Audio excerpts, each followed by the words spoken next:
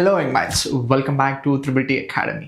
ನಿಮ್ಮ PUC mid term complete ಆಗಿದೆ, but ನಿಮ್ಮ ಬೋರ್ಡ್ ಎಕ್ಸಾಮ್ಸ್ಗೆ ಟೆಂಟೇಟಿವ್ ಟೈಮ್ ಟೇಬಲ್ ಇದು ಆಲ್ರೆಡಿ ಅನೌನ್ಸ್ ಆಗಿದೆ. ಬಟ್ ಫೈನಲ್ ಎಕ್ಸಾಮ್ಸ್ಗೋಸ್ಕರ ಫೈನಲ್ ಡೇಟ್ಗೋಸ್ಕರ ವೆಯ್ಟ್ ಮಾಡ್ತಿದ್ವಿ. ಇದ್ರ ಜೊತೆಗೆ ನಿಮ್ಮ KCET 2026 ಎಕ್ಸಾಮಿನೇಷನ್ಸ್ ಕೂಡ ನಿಯರ್ ಬೈ ಬರ್ತಿದೆ. ಸೊ ಟೋಟಲ್ ಆಗಿ ನಿಮಗೆ KCET 2026 ಎಕ್ಸಾಮಿನೇಷನ್ಸ್ಗೆ ಆಲ್ಮೋಸ್ಟ್ ಅರೌಂಡ್ 170 ಡೇಸ್ ಅಷ್ಟೇ ಲೆಫ್ಟ್ ಔಟ್ ಆಗಿರೋದು. ಇದರ ಜೊತೆಗೆ ನೀವು ಬೋರ್ಡ್ ಎಕ್ಸಾಮನ್ನು ಸಹ ಫೇಸ್ ಮಾಡಬೇಕಾಗುತ್ತೆ. ಸೊ ಈ KCET ಆ್ಯಂಡ್ ದೆನ್ ಬೋರ್ಡ್ ಎಕ್ಸಾಮ್ನು ಎರಡೂ ಹೇಗೆ ಕೋಪಪ್ ಮಾಡಿಕೊಂಡು ಫೇಸ್ ಮಾಡೋದು ಅನ್ನೋ ಚಾಲೆಂಜು ಪ್ರತಿಯೊಬ್ಬ PU ಸ್ಟೂಡೆಂಟ್ಸ್ಗೂ ಇದು ಆಲ್ರೆಡಿ ರೈಸ್ ಆಗಿರತಕ್ಕಂಥದ್ದು. So don't worry. So triple T academy is always with you. So ನಿಮ್ಮ KCET ಪ್ಲಸ್ ಬೋರ್ಡ್ ಎಕ್ಸಾಮ್ಸ್ಗೆ ಕೋಪಪ್ ಆಗೋ ಥರ ಹೆಂಗೆ ಸ್ಟಡಿ ಮಾಡಬೇಕು, ಏನು ಸ್ಟ್ರಾಟಜಿ ಯೂಸ್ ಮಾಡಿದ್ರೆ ಸೊ ದಟ್ ನೀವು KCETಲಿ ನಿಮ್ಮ ಡ್ರೀಮ್ ಕಾಲೇಜಲ್ಲಿ ಲ್ಯಾಂಡ್ ಅಪ್ ಆಗ್ಬೋದು, ಜೊತೆಗೆ PUಲೂ ಸಹ ಒಳ್ಳೆ ಮಾರ್ಕ್ಸನ್ನು ಒಳ್ಳೆ ರ್ಯಾಂಕನ್ನು ತೊಗೊಬೋದು ಅನ್ನೋ ಸ್ಟ್ರಾಟಜಿನ ಸೊ ಇವತ್ತು ಈ ವಿಡಿಯೋದಲ್ಲಿ ಡಿಸ್ಕಸ್ ಮಾಡ್ತಿದ್ದೀವಿ. ಸೊ ಯಾರೆಲ್ಲ ಮೊದಲನೇ ಸಲ ನಮ್ಮ ಚಾನಲ್ಗೆ ವ್ಯೂ ಮಾಡ್ತಿದ್ದೀರೋ, don't forget to subscribe our channel and don't forget to share this with your friend if this video is helpful for you. So let's deep dive into it. KCET 2026 preparations plan ಅಥವಾ road map to your KCET 2026 ಅಂತಲೇ ಹೇಳ್ಬೋದು. So first and foremost things, ಎಷ್ಟೊಂದು ಜನ ಸ್ಟೂಡೆಂಟ್ಸಿಗೆ ಬರ್ತಕ್ಕಂಥ problem, are you afraid of failing KCET 2026? So even before ನೀವು 2026ಗೆ preparation start ಮಾಡೋದಕ್ಕೆ ಮುಂಚೆನೇ ಎಷ್ಟೊಂದು ಜನ ಸ್ಟೂಡೆಂಟ್ಸ್ಗಳು ನೆಗೆಟಿವಿಟಿಯಿಂದನೇ ಸ್ಟಾರ್ಟ್ ಮಾಡ್ತೀರಾ. KCETಲಿ ಹಲವಾರು ಲಕ್ಷಾಂತರ ಜನ ಸ್ಟೂಡೆಂಟ್ ಟಾಪರ್ಸ್ ಎಲ್ಲ ಬರೀತಾರೆ. ನಾನು ಒಳ್ಳೆ ಕಾಲೇಜಲ್ಲಿ ಟಾಪ್ ಕಾಲೇಜಲ್ಲಿ ಸೀಟ್ ತೊಗೊಬೋದಾ, ನಾನು ಇದರಲ್ಲಿ ರ್ಯಾಂಕ್ ತೊಗೊಬೋದಾ, ಈ ಥರ ಒಂದಷ್ಟು ಗೊಂದಲ, ಕನ್ಫ್ಯೂಷನ್ಸು, ನೆಗೆಟಿವಿಟಿಯಿಂದನೇ ಸ್ಟಾರ್ಟ್ ಮಾಡ್ತಿದ್ದೀರಾ. ಸೊ ಡೋಂಟ್ ವರಿ, ನೆಗೆಟಿವಿಟಿ ಬೇಡ. Everybody can succeed. ಸೊ ನಿಮ್ಮಲ್ಲಿ ಅವಿಲ್ಲಿದ್ರೆ definitely even you can succeed. So first and foremost things, ಯಾಕೆ ಎಷ್ಟೊಂದು ಜನ ಭಯ ಪಡ್ತೀರಾ? One thing is overwhelming syllabus ನೋಡಿದ್ರೆ ಹೆಕ್ಟಿಕ್ ಅನ್ನಿಸ್ತದೆ. ಇದನ್ನ ಹೆಂಗಪ್ಪ ಓದ್ಲಿ, ಇಷ್ಟೊಂದು ಥಿಯರೀಸ್ ಇದೆ, ಇಷ್ಟೊಂದು ಕಾನ್ಸೆಪ್ಟ್ಸ್ನ ಅರ್ಥ ಮಾಡ್ಕೊಬೇಕು, ಅಪ್ರೋಚಸ್ ಡಿಫ್ರೆಂಟ್ ಆಗಿರಬೇಕು, ಬೋರ್ಡ್ ಎಕ್ಸಾಮ್ಸ್ನ ಫೇಸ್ ಮಾಡೋ ಸ್ಟ್ರಾಟಜೀಸ್ನೇ ಡಿಫ್ರೆಂಟ್ ಇರಬೇಕು, KCETನ ಫೇಸ್ ಮಾಡೋ ಸ್ಟ್ರಾಟಜಿನೇ ಡಿಫ್ರೆಂಟ್ ಇರ್ಬೋದು. ಇದು ನನ್ನ ಕೈಲಾಗುತ್ತಾ ಅನ್ನೋ ಕ್ವಶನ್ಸ್ ಮಾರ್ಕ್ ಬಂದಿರುತ್ತೆ. And then time pressure. Board exams ಬರ್ತಿದೆ, ಜೊತೆಗೆ KCETನೂ ಬರ್ತಿದೆ. 170 ಡೇಸಲ್ಲಿ ನಾನು ಬೋರ್ಡ್ ಎಕ್ಸಾಮ್ನು ಓದಿ KCETನೂ ಓದಿ ನಾನು ತೊಗೊಬೋದಾ, ಒಳ್ಳೆ ರ್ಯಾಂಕ್ ತೊಗೊಬೋದಾ ಅನ್ನೋ ಕ್ವಶನ್ಸ್ ಮಾರ್ಕು ಎಷ್ಟೊಂದು ಜನ ಸ್ಟೂಡೆಂಟ್ಸ್ಗೆ ಇರುತ್ತೆ. And then competitions, lakhs of students ಬರೀತಾರೆ ಈ ಎಕ್ಸಾಮ್ಸ್ನ. ನನ್ನ ಟಾಪರ್ಸ್ ಎಲ್ಲ ಬರೀತಾರೆ, ಅಥವಾ ಈ ಥರ ಒಂದು ಗೊಂದಲಗಳು ನಮ್ಮ ಸ್ಟೂಡೆಂಟ್ಸ್ಗೆ ರೈಸ್ ಆಗೋದು ಸಹಜವಾಗಿದೆ. And then KCET preparation plus board exams, this is very very important. KCET preparations ಮಾಡಬೇಕು, ಜೊತೆಗೆ ಬೋರ್ಡ್ ಎಕ್ಸಾಮ್ಸು ಮಾಡಬೇಕು. ಯಾವ ಕಡೆ ಫೋಕಸ್ ಮಾಡಲಿ ನಾನು ಅನ್ನೋ ಕ್ವಶನ್ಸು ಎಲ್ಲ ಸ್ಟೂಡೆಂಟ್ಸ್ಗೂ ಇದು ಆಲ್ರೆಡಿ ರೈಸ್ ಆಗಿದೆ. ಡೋಂಟ್ ವರಿ, ಇದೆಲ್ಲದಕ್ಕೂ ಸಹ ಸೊಲ್ಯೂಷನ್ಸ್ ಇದ್ದೇ ಇದೆ. ಇಫ್ ಯಾವುದಾದ್ರೂ ಒಂದು ಪ್ರಾಬ್ಲಮ್ ಬಂದಿದೆ ಅಂದರೆ ಅದಕ್ಕೆ ಸೊಲ್ಯೂಷನ್ಸ್ ಇದ್ದೇ ಇರುತ್ತೆ. I think majority of the students ಇದೆಲ್ಲ ಪ್ರಾಬ್ಲಮ್ ಅನ್ಕೊತಾರೆ. But please remember, this is nothing. ಇದು ಯಾವುದು ಪ್ರಾಬ್ಲಮ್ಮೇ ಅಲ್ಲ ನಮಗೆ. ಸೊ ನಮ್ಮ ಒಂದು ಪ್ಲ್ಯಾನ್ ಆ್ಯಂಡ್ ಸ್ಟ್ರಾಟಜಿ ಕರೆಕ್ಟಾಗಿದ್ದರೆ ಯಾವುದೂ ಸಹ ಪ್ರಾಬ್ಲಮ್ ಅನ್ಸಲ್ಲ. This is very important. What happens if you don't prepare? ನೀವು ಪ್ರಿಪೇರ್ ಆಗಲಿಲ್ಲ ಅಂದರೆ ಏನು ಆಗ್ಬೋದು? ಎಷ್ಟೊಂದು ಜನ ಸ್ಟೂಡೆಂಟ್ಸ್ಗೆ KCETಗೆ ನಾನು ಯಾಕೆ ಪ್ರಿಪೇರ್ ಆಗಬೇಕು, ನನಗೆ ಬೇಡ, ಬೋರ್ಡ್ ಎಕ್ಸಾಮ್ಸ್ ಇದ್ರೆ ಸಾಕು, ಹೆಂಗೋ ಪಾಸ್ ಆಗಿಬಿಡ್ತೀನಿ, KCETಗೆ ನಾನು ಯಾಕೆ ಪ್ರಿಪೇರ್ ಆಗಬೇಕು ಅಂತ ಅಂದ್ಕೊಂಡಿರ್ತೀರ. ಜೊತೆಗೆ ಒಳ್ಳೆ ಕಾಲೇಜಲ್ಲಿ ನನಗೆ ಸೀಟ್ ಸಿಗಬೇಕಪ್ಪ ಅಂತಲೂ ಅಂದ್ಕೊಂಡಿರ್ತೀರ. ಸೊ ಅವ್ರಿಗೆ ಅಂತಲೇ ಈ ಸ್ಲೈಡ್ ಹಾಕಿರ್ತಕ್ಕಂಥದ್ದು. So what happens if you don't prepare for KCET? Very simple, you will miss the top college. So top college, ನೀನು ಯಾವುದು ನಿನ್ನ ಡ್ರೀಮ್ ಕಾಲೇಜ್ ಅಂದ್ಕೊಂಡಿರ್ತೀಯೋ, ಟಾಪ್ ಕಾಲೇಜ್ ಕರ್ನಾಟಕದಲ್ಲಿ ಯಾವುದಿದೆಯೋ ಅಲ್ಲಿ ನಿನಗೆ ಸೀಟ್ ಸಿಗಲ್ಲ. ಸೊ ಹಾಗಾಗಿ you will miss out your top college or the dream college. Next, wasting a critical year. So ಈ ಒಂದು ಕಾಂಪಿಟೇಟಿವ್ ವರ್ಲ್ಡಲ್ಲಿ ಪ್ರತಿಯೊಂದು ನಿಮಿಷನೂ ಸಹ ವೆರಿ ವೆರಿ ಇಂಪಾರ್ಟೆಂಟ್ ಆಗುತ್ತೆ. ಸೊ ನೀನೇನಾದರೂ KCET ಎಕ್ಸಾಮ್ಸಲ್ಲಿ ಒಳ್ಳೆ ರ್ಯಾಂಕಿಂಗ್ನ ತೊಗೊಂಡಿಲ್ಲ ಅಂದರೆ ಯು ವಿಲ್ ಬಿ ವೇಸ್ಟ್. ಅಂದರೆ 1 ಇಯರ್ನ ನೀನು ವೇಸ್ಟ್ ಮಾಡ್ದಂಗೆ ಆಗುತ್ತೆ, ಮತ್ತೆ ಆ ಇಯರ್ ವಾಪಸ್ ಬರೋದಿಲ್ಲ. And then definitely in the future you will be regret ಮಾಡ್ತೀರಾ. Then future career limitations. So ಈ ಆಪರ್ಚುನಿಟೀಸ್ನ ನೀವೇನಾದರೂ ಕೇರ್ಲೆಸ್ಸಿಂದ ಬಿಟ್ಟರೆ ಸೊ ಫ್ಯೂಚರಲ್ಲಿ ಆಪರ್ಚುನಿಟೀಸು ನಿಮ್ಮನ್ನು ಕೇರ್ಲೆಸ್ ಮಾಡಿಬಿಡುತ್ತೆ. Please do remember. So this is what will happen if you miss, if you don't prepare for the KCET or the board exams.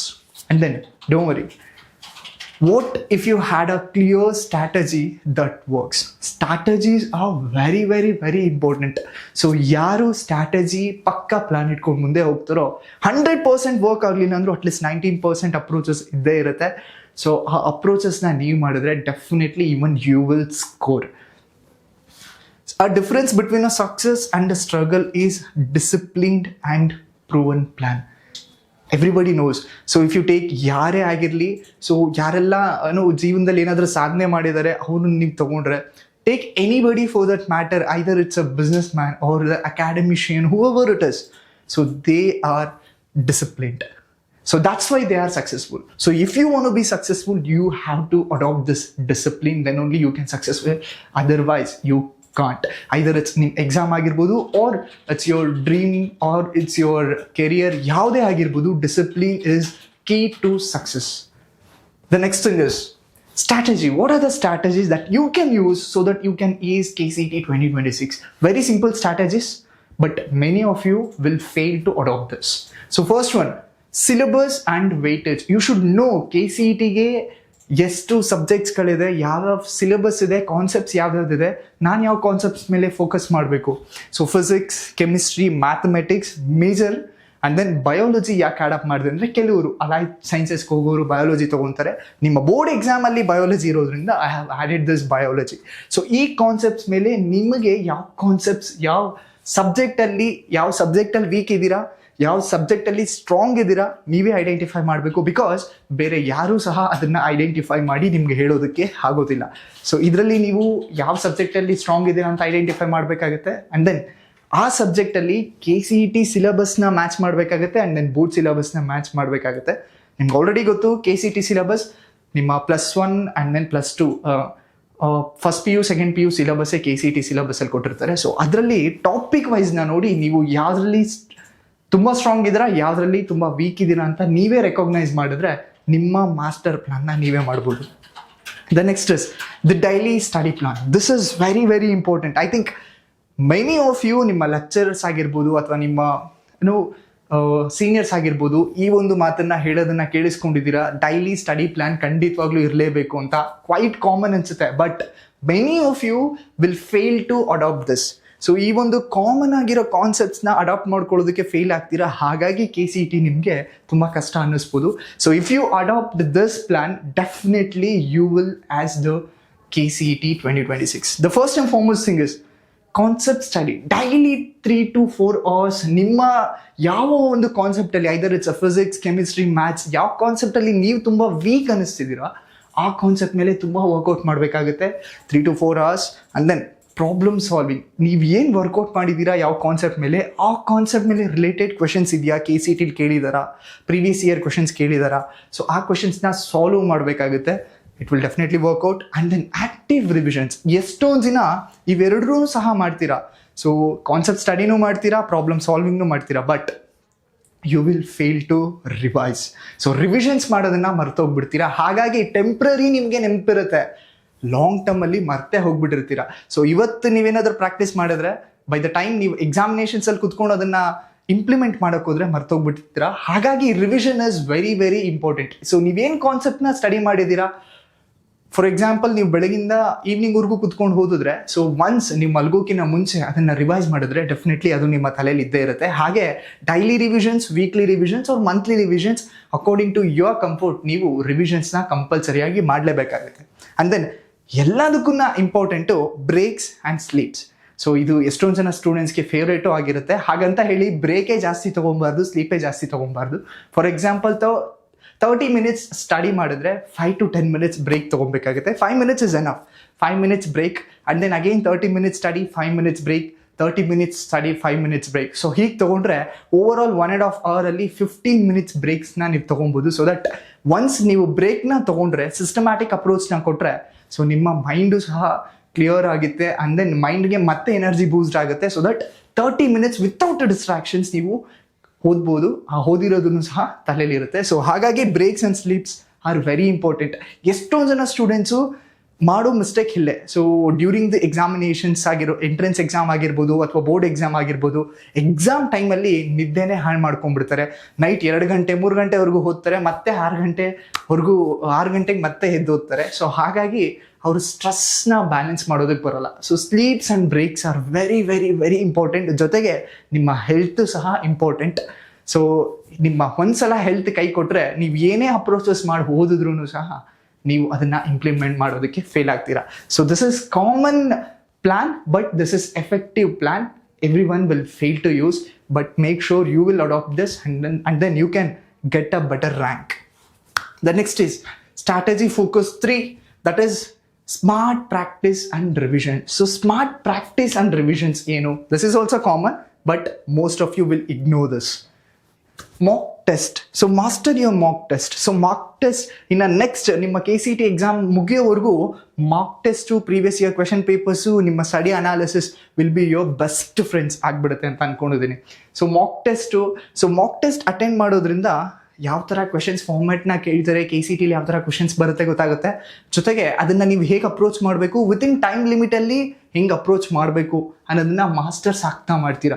Number of Mach ಟೆಸ್ಟ್ನ practice ಮಾಡಿದ್ರೆ ನಿಮಗೆ ಪ್ರಾಕ್ಟೀಸ್ ಮಾಡಿದಷ್ಟು ನಿಮಗೆ ಎಕ್ಸ್ಪೀರಿಯನ್ಸ್ ಆಗುತ್ತೆ. ಜೊತೆಗೆ ಈಸಿಯಾಗಿ ನೀವು KCT ಎಕ್ಸಾಮಲ್ಲಿ ಕೂತ್ಕೊಂಡು ಆನ್ಸರ್ನ ಮಾಡ್ಬೋದು. ಅಂದರೆ previous year question paper analysis. So this is very important. ನೀವು ಒಂದು ಪ್ರೀವಿಯಸ್ ಇಯರ್ ಕ್ವೆಶನ್ ಪೇಪರ್ಸ್ನ ತರೋಗಿ ಅನಾಲಿಸಿಸ್ನ ಮಾಡ್ಕೊಂಡ್ಬಿಟ್ರೆ you will be 20% of your job completed ಅಂತ ಅನ್ಕೊಬೋದು. Why? Because previous year question paper ನೀವು ಅನಾಲಿಸಿಸ್ ಮಾಡಿದ್ರೆ ಯಾವ ಥರ ಕ್ವೆಶನ್ಸ್ ರೈಸ್ ಆಗುತ್ತೆ ಅನ್ನೋದನ್ನ ನೀವು ಕ್ಲಾರಿಟಿ ಸಿಕ್ಬಿಡುತ್ತೆ. ಸೊ ದಟ್ ಆ ಥರ ಒಂದು ಕ್ವೆಶನ್ಸ್ನ ಫಾರ್ಮ್ಯಾಟಲ್ಲಿ ನೀವು ಹೆಂಗೆ ಆನ್ಸರ್ ಮಾಡ್ಬೋದು ಅನ್ನೋದ್ರ ಮೇಲೆ ಫೋಕಸ್ನ ಮಾಡ್ಬೋದು. Next, consistent revisions. ಆಗಲೇ ಹೇಳ್ದಂಗೆ revisions are very very important, whether it is daily revisions, weekly revisions, monthly revisions, up to you. So ನೀವು ಪ್ಲಾನ್ ಮಾಡಿಕೊಂಡು ರಿವಿಷನ್ಸ್ನ ಮಾಡಿದ್ರೆ definitely you will get a very good rank in KCT as well as in your board ಎಕ್ಸಾಮಲ್ಲೂ ಸಹ ನೀವು ರ್ಯಾಂಕ್ನ ತೊಗೊಬೋದು. So what is dos and don'ts? So this is also common, but keep this in mind. This is very very important. ಏನೆಲ್ಲ ಮಾಡ್ಬೋದು?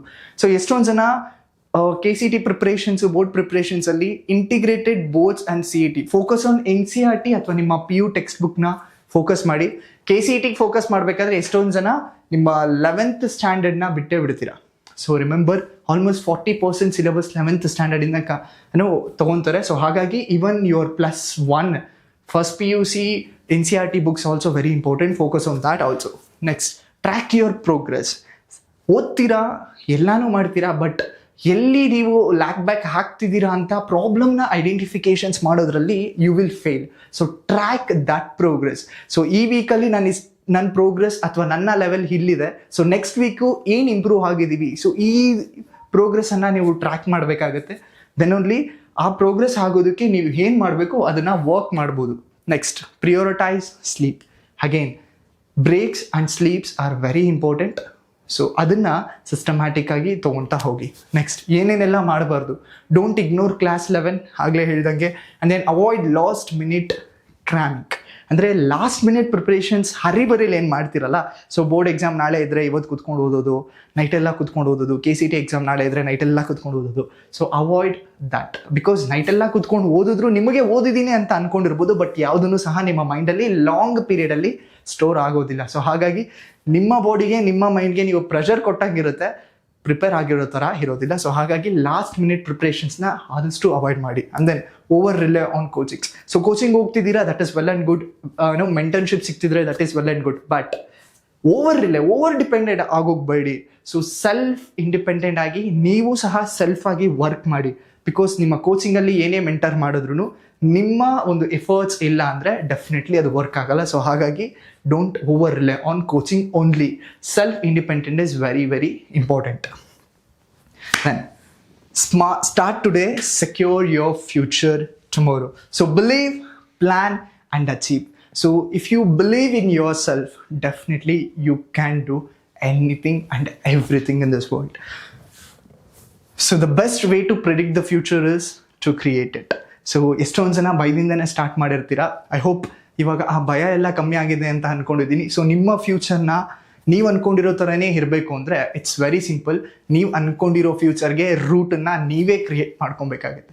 So ಹಾಗೇನೆ the best way to create your future is the best way to predict your future is to create it. I hope this video is helpful. I hope this video will definitely give you a guidance for your KCET 2026 preparations. So ನಿಮ್ಗೆ ಏನಾದರೂ regarding ನಿಮ್ಮ KCET 2026 ಅಥವಾ board related questions ಇದ್ರೆ ಅಥವಾ triple T academy ಕಡೆಯಿಂದ ಯಾವುದೇ ರೀತಿಯಾದಂತಹ KCET ಅಥವಾ ಬೋರ್ಡ್ ರಿಲೇಟೆಡ್ ಹೆಲ್ಪ್ ನಿಮಗೆ ಬೇಕಾದರೆ ಡೆಫಿನೆಟ್ಲಿ ಕಮೆಂಟ್ ಸೆಕ್ಷನಲ್ಲಿ ನಮಗೆ ತಿಳಿಸಿ. ಡೆಫಿನೆಟ್ಲಿ ನಿಮಗೆ ಸಹಾಯ ಮಾಡೋದಕ್ಕೆ ತ್ರಿಬಲ್ ಟಿ ಅಕಾಡೆಮಿ ಆಲ್ವೇಸ್ ಸ್ಟೂಡೆಂಟ್ಸ್ಗೋಸ್ಕರ ವರ್ಕ್ ಮಾಡ್ತಾನೆ ಇರುತ್ತೆ. Thank you and all the best.